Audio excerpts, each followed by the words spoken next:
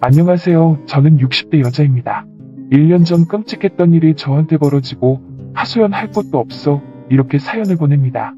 저는 나이 60이 다 되어 남편과 이혼했어요. 이혼 사유는 남편의 외도였습니다. 남편과 저는 20대 중반에 만났어요. 남편은 처음 만났을 때 다른 남자와는 달랐습니다. 30년 전에 남자들은 어느 정도 가부장적이고 권위적인 모습들이 있었는데 남편은 자상했고 항상 저를 배려해 주었어요. 그런 남편의 모습에 저는 결혼을 결심했습니다. 하지만 저한테만 자상하고 배려를 해줘야 하는데 모든 여자한테 그러더라고요. 결혼하고 시도 때도 없이 바람을 피워대는데 지금 생각해보면 어떻게 참고 살았나 싶습니다. 바람 피우는 남편이라도 능력이 좋았어요. 대기업 임원까지 할 정도니까요. 맨날 야근한다고 하며 새벽 늦게 오거나 외박을 자주 했지만 월급은 꼬박꼬박 저한테 줬거든요. 남편이 돈도 안 주고 바람만 피웠으면 진작에 이혼했을 텐데 경제적인 압박은 없으니까 그냥 눈 감아준 것도 있었습니다. 그렇게 살면서도 아들 하나 잘 키웠습니다.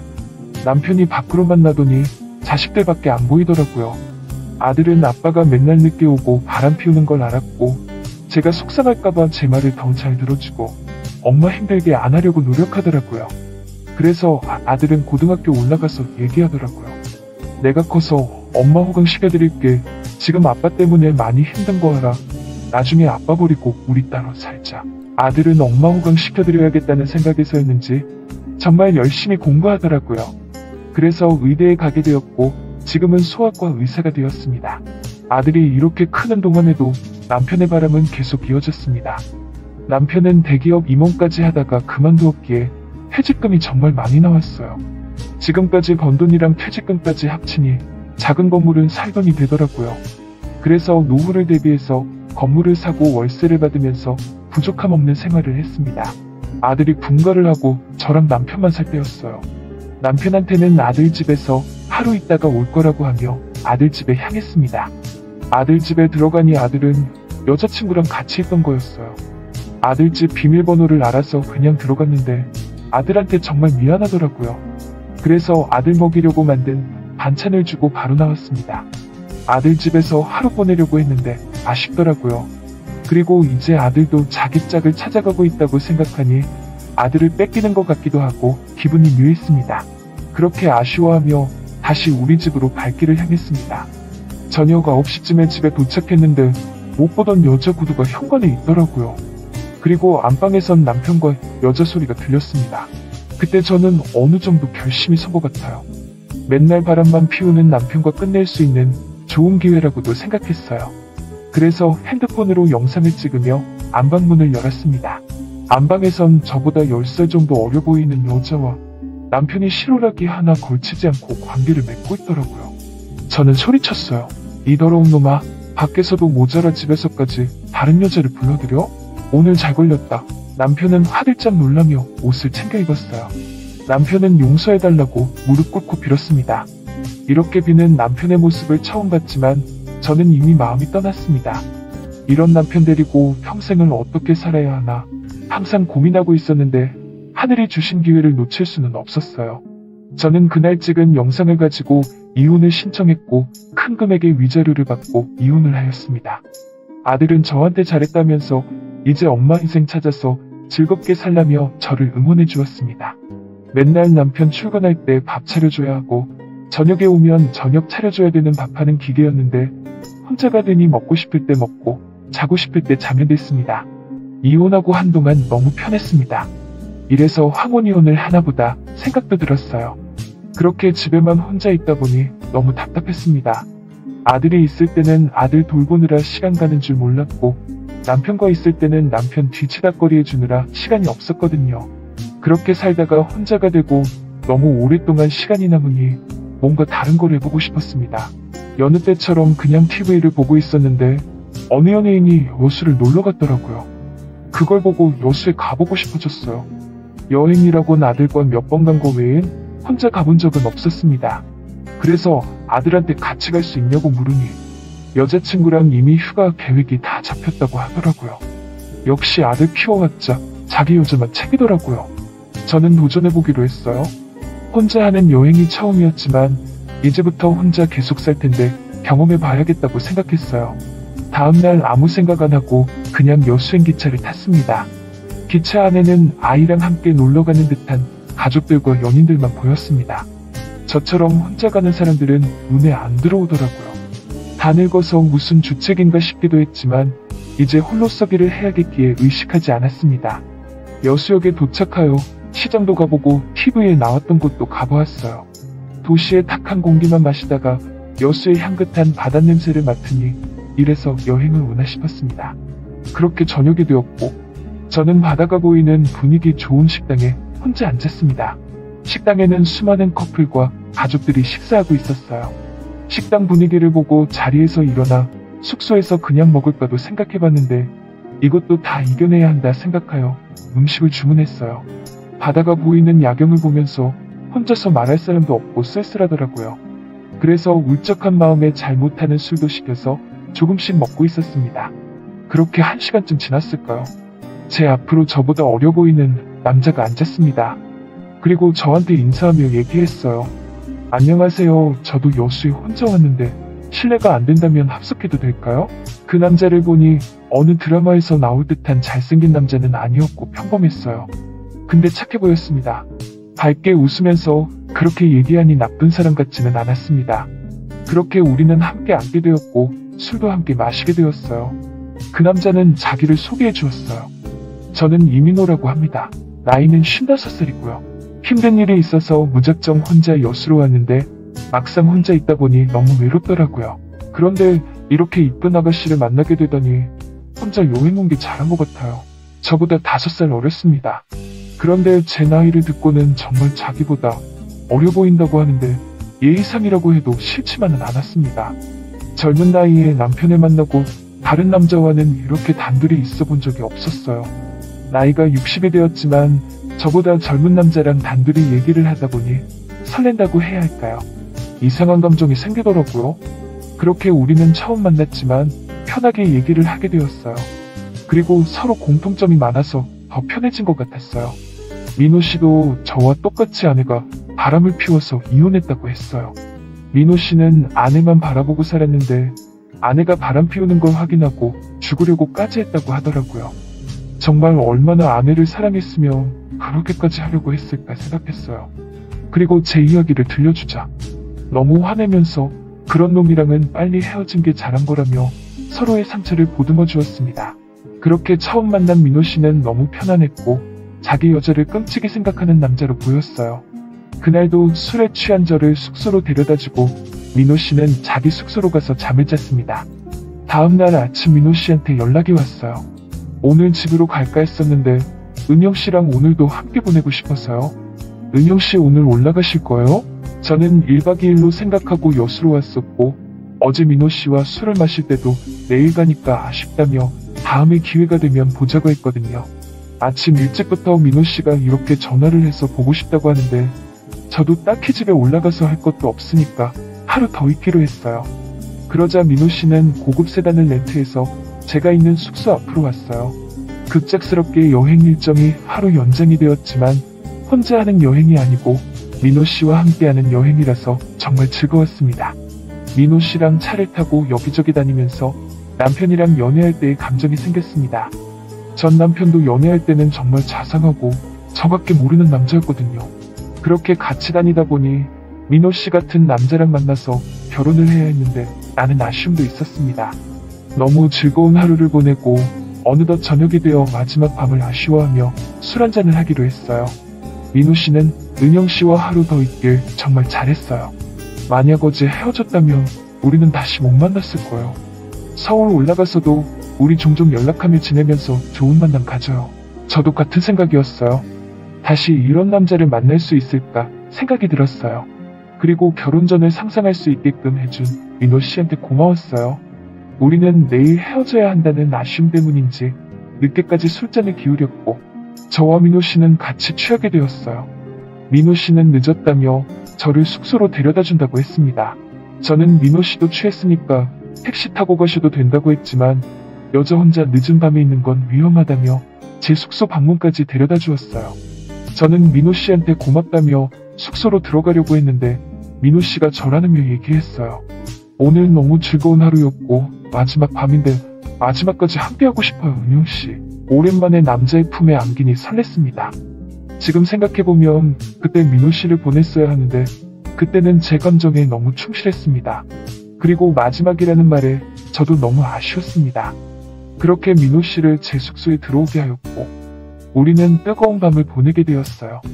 전 남편은 제가 50살이 넘어가자 다 늙었다며 저와의 잠자리를 피했습니다. 그렇게 지내다 5살 젊은 남자와 잠자리를 하니 이래서 다 늙어도 연애를 하는구나 알게 되었습니다. 사는 곳도 민호씨는 인천이었고 저는 서울이라 그렇게 멀지 않아서 그 이후로 자주 만났고 연인 사이가 되었습니다. 그런데 보통 제가 사는 서울에서 만났습니다. 맨날 저를 만나러 와주는 민호씨한테 미안해서 민호씨 사는 곳에 간다고 하니 나는 여자가 힘들어하는 거 못 봐. 내가 오면 되지. 은영이가 왜 힘들게 오려고 그래. 난 괜찮으니까 서울에서 만나자. 자기 여자를 끔찍이 아껴주는 민호씨가 정말 좋았습니다.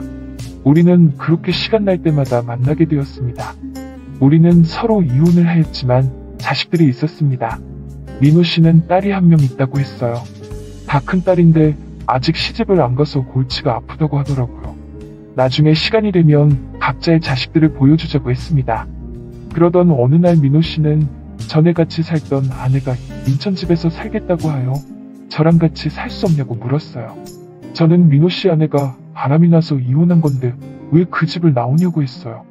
그러자 민호씨는 울며 아내가 바람이 나서 이혼을 하긴 했는데 지난밤에 울면서 나한테 찾아왔어. 지금 만났던 남자한테 버림받았다고 하며 나한테 다시 받아줄 수 없냐고 하는 거야. 그런데 나는 은영씨가 있고 은영씨랑 살고 싶거든. 그래서 아내한테 그 집에서 살라고 하고 나는 은영씨랑 같이 살고 싶어서 나왔어. 저는 굳이 전 아내한테 집을 줄 것까지는 없지 않냐고 하니 그냥 잠깐만 살게 하는 거지 아예 주는 건 아니라고 하더라고요. 민호씨가 좋긴 했지만 본 거는 생각 안 하고 있었는데 민호씨가 이렇게 나오니 어쩔 수 없이 함께 살게 되었어요. 함께 살다 보니 생각보다 좋았습니다. 예전 남편한테서 받은 스트레스는 전혀 없었고 같이 맛있는 것도 해먹고 근처에서 쇼핑도 하고 매일 밤 신혼 때처럼 뜨거운 밤을 보내니 하루하루가 행복했습니다. 민호씨는 다른 일은 안 하고 주식 투자로만 돈을 벌었습니다. 주식이라고 하면 상위 1%만 돈 벌고 나머지는 다 잃는다고 해서 전 남편한테도 절대 하지 말라고 했었거든요.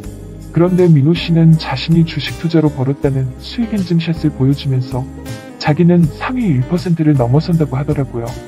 그래서 수익 인증샷을 보니 정말 민호씨는 많은 돈을 주식으로 벌고 있었습니다. 저도 위자료로 받은 돈이 많아서 부족함 없이 살고 있었는데 민호씨도 경제적으로 자유롭더라고요. 서로 돈 걱정 없이 살 수 있으니 우리는 서로의 돈에 대해서도 따로 얘기를 안 했습니다. 그러던 어느 날 민호씨는 심각한 얼굴로 저에게 얘기했어요. 은영아 여윳돈 있어? 내가 급하게 메꿔야 하는 돈이 생겨서. 지금 가지고 있는 주식 팔면 다 해결이 되는데 이 주식은 한 달 뒤면 2배는 더 오르는 거라서 지금 팔 수 없거든.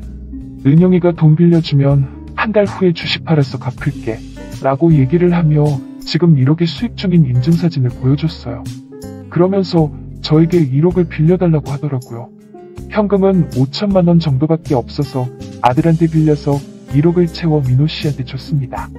민호씨는 정말 고맙다며 한 달 뒤엔 1억 수익이 아니라 3억까지 수익이 난다고 저에게 이자까지 두둑이 준다 하였죠. 저는 여태까지 민호씨가 벌었다는 수익을 보고 정말 민호씨는 특출나게 주식을 잘하는 사람이라고 생각했습니다. 돈을 빌려주고 민호씨는 저에게 자기 딸을 보여준다고 하더라고요. 그러면서 우리 집에 딸을 초대했습니다.